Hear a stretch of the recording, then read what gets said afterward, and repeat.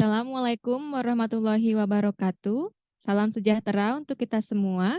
Pada kesempatan kali ini, kami dari kelompok 5 akan membahas tentang sistem kardiovaskular pada ibu hamil.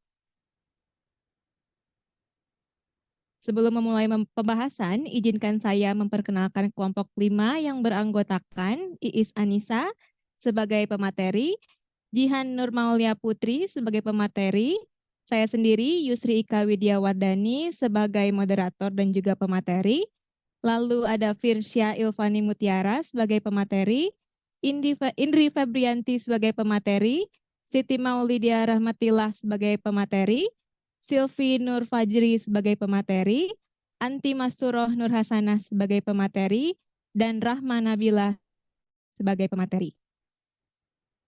Baik, untuk materi pertama akan saya jelaskan mengenai sistem kardiovaskular pada ibu hamil. Kardiovaskular terdiri dari dua suku kata, yaitu kardiak dan vaskuler. Kardiak yang berarti jantung dan vaskuler yang berarti pembuluh darah. Sistem kardiovaskular merupakan sistem organ sirkulasi, juga suatu sistem transport tertutup. Jantung merupakan bagian penting dari sistem kardiovaskuler yang berfungsi sebagai pompa, yang mempunyai peranan penting dalam kehidupan dan sebagai salah satu indikator kehidupan. Selanjutnya, fungsi dari sistem kardiovaskuler. Sistem kardiovaskuler bertugas mengedarkan darah ke seluruh tubuh, di mana darah mengandung oksigen dan nutrisi yang diperlukan sel atau jaringan untuk melakukan metabolisme. Sistem kardiovaskuler juga membawa sisa metabolisme untuk dibuang melalui organ-organ ekskresi.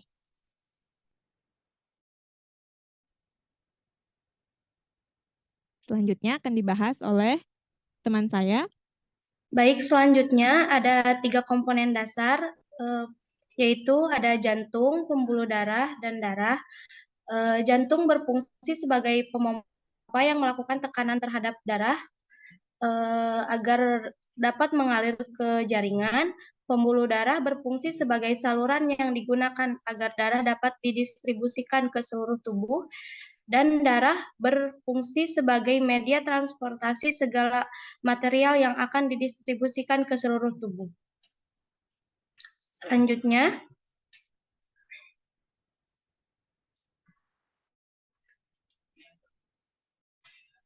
ada sistem kardiovaskuler memerlukan banyak mekanisme yang bervariasi agar fungsi regulasinya dapat merespon aktivitas tubuh.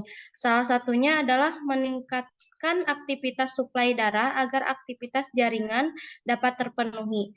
Pada keadaan berat, aliran darah tersebut lebih banyak dialirkan pada organ-organ vital seperti jantung dan otak yang berfungsi memelihara dan mempertahankan sistem sirkulasi itu sendiri. Baik, selanjutnya yaitu perubahan sistem kardiovaskuler pada ibu hamil.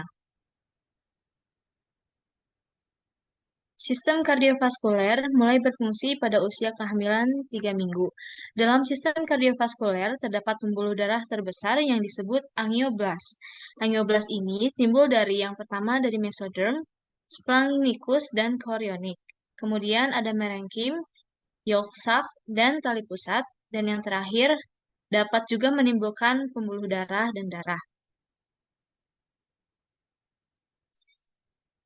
Perubahan-perubahan ibu hamil yang terjadi pada sistem kardiovaskuler antara lain yang pertama, peningkatan cardiac output.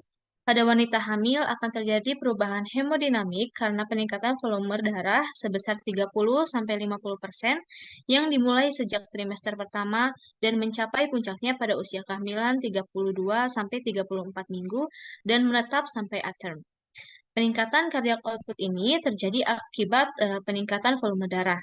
Jantung harus memompa dengan kekuatan yang lebih besar, khususnya pada saat menjelang at term, sehingga terjadilah sedikit dilatasi. Progesteron akan menimbulkan relaksasi otot-otot polos dan menyebabkan dilatasi dinding pembuluh darah yang akan mengimbangi peningkatan kekuatan dari jantung.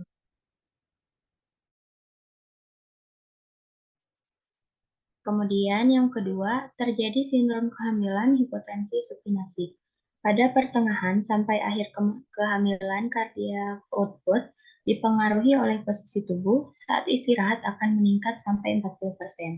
Posisi supinasi akan memberi gejala hipotensi yang disebut hypotensive syndrome of pregnancy. Pada awal kehamilan terjadi penurunan tekanan darah dan kembali naik secara perlahan mendekati tekanan darah tanpa kehamilan pada saat kehamilan atau. Yang ketiga, perubahan vaskular lokal. Perubahan lokal terlihat jelas pada tungkai bawah dan akibat tekanan yang ditimbulkan oleh uterus terhadap vena pelvic. Keadaan ini lebih sering terjadi pada siang hari akibat sering berdiri. Keadaan ini cenderung untuk reversibel saat malam di mana pasien berada dalam keadaan berbaring. Bila pasien dalam keadaan terlentang, tekanan uterus terhadap vena akan juga meningkat sehingga aliran balik ke jantung menurun dan terjadi penurunan kardiak output.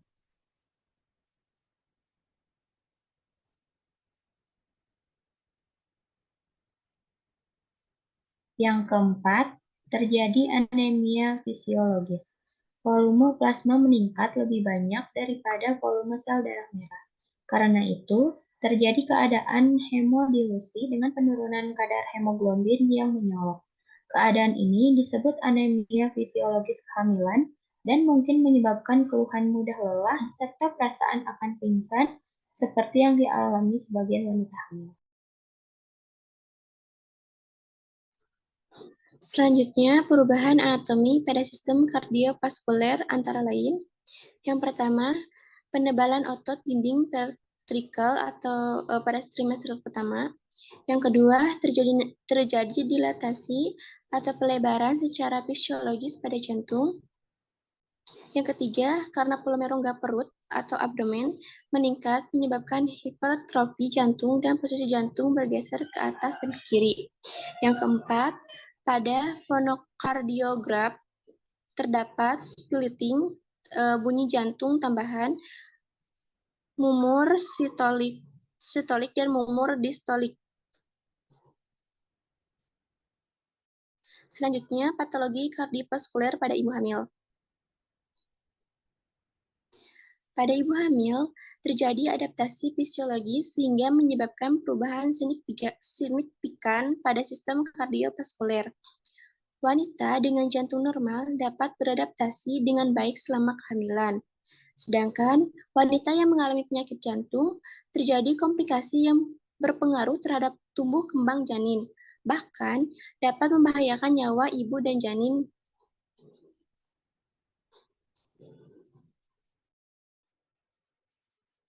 Etiologi. Penyebab dari penyakit jantung sendiri dibagi menjadi dua, yaitu kelainan primer dan kelainan sekunder. Kelainan primer ini disebabkan karena kelainan pada fisiologi jantungnya, berupa kelainan kongenital, bentuk kelainan katup, iskemik, dan kardiomiopati. Sedangkan kelainan sekunder disebabkan oleh penyakit-penyakit lainnya, berupa hipertensi, anemia berat, hipervolemia, pembesaran rahim, dan lain-lain.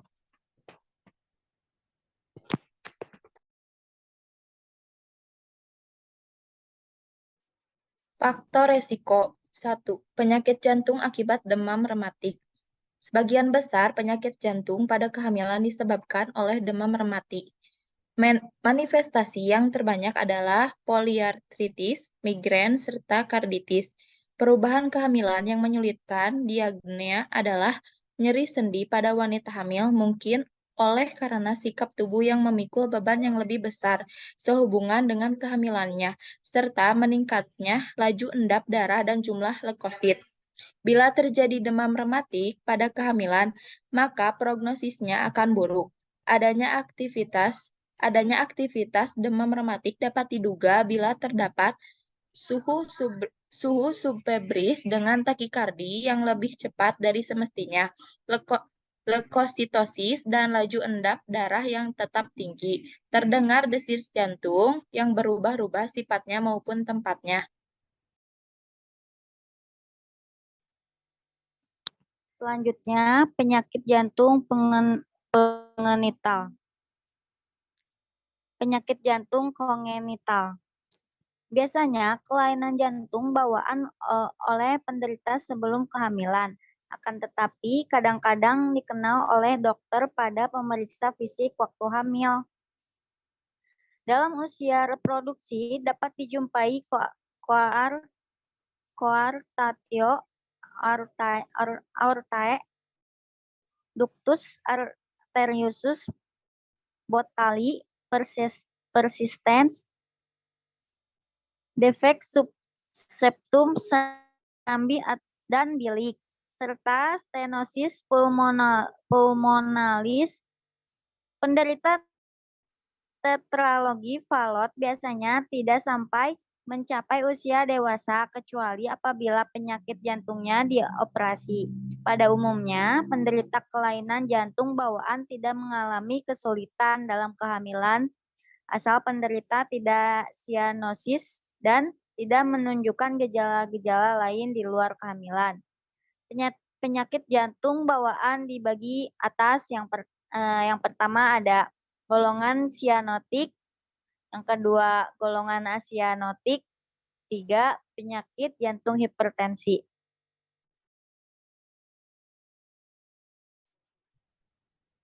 Yang ketiga, penyakit jantung hipertensi. Penyakit jantung hipertensi sering dijumpai pada kehamilan, terutama pada golongan usia lanjut dan sulit diatasi. Apapun dasar penyakit ini, hipertensi esensial, penyakit ginjal atau koaktasiyo aorta, kehamilan akan mendapat komplikasi toksemia pada sepertiga jumlah kasus disertai mortalitas yang tinggi pada ibu maupun janin. Tujuan utama pengobatan penyakit jantung hipertensi adalah mencegah terjadinya gagal jantung. Pengobatan ditujukan kepada penurunan tekanan darah dan kontrol terhadap cairan dan elektrolit. Perubahan tersebut disebabkan oleh hipervolemia yang dimulai sejak kehamilan 8 minggu dan mencapai puncaknya pada 28 hingga 32 minggu, lalu menetap. Lalu jantung dan diafragma terdorong ke atas oleh karena pembesaran rahim.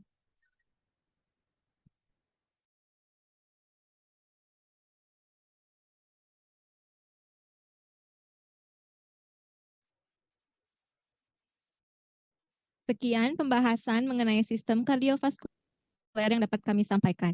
Mohon maaf jika masih ada kekurangan. Terima kasih atas perhatiannya. Assalamualaikum warahmatullahi wabarakatuh.